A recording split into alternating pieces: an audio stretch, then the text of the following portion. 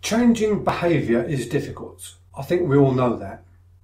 Breaking old habits and forcing ourselves into new routines takes motivation and willpower. I think we all know that as well. When we fail to change behaviour, we tend to believe it's either because we don't want it enough, so we lack motivation, or we don't have the discipline to get it, so we have no willpower. Those of us in the business of behaviour change are tasked with motivating people and helping them to use their willpower, and we do this by imparting upon them our expert advice. But have you ever thought about what advice actually is? Well, I'll tell you, it's information plus persuasion. And this works sometimes. Well, it works between 5 to 10% of the time actually, and we've known this for quite a while. But if it had any real effectiveness, physical inactivity wouldn't be costing the NHS £1.1 billion every year. Obesity wouldn't be costing the NHS £4.2 billion each year.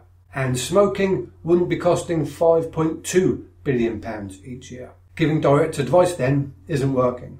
The Oxford Online Dictionary defines motivation as a reason or reasons for acting or behaving in a particular way, and a desire or willingness to do something. Here's the thing.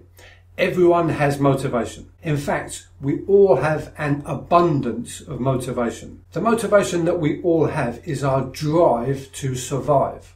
That means that our brains focus on threat and reward. Your brain doesn't want you to burn energy needlessly, and it doesn't want you to eat fewer calories, which is why exercise and diets can be so difficult to maintain. The job of your brain is to make sure you survive, and wasting calories through expenditure or restriction is a sure way to perish. So here's the irony. We don't use willpower to keep us motivated, we use it to fight our motivation. And what's more, this is a fight that motivation will most often win, because willpower is a limited resource. On this course, you're going to learn why traditional approaches to helping people change are largely ineffective. You'll learn the brain science of motivation and the cognitive psychology of human behaviour, which I'll lay out in 5 key themes. Then you're going to learn a style of communication that will inspire change from within your clients, elicit solutions, and create something that psychologists refer to as an affect bridge between behaviours and solution-focused outcomes.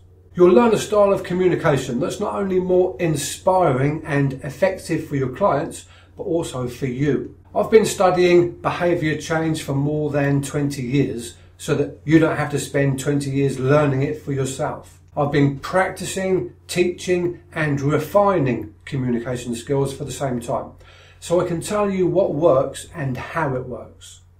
That means, again, you don't have to learn from your own mistakes and those of thousands of others.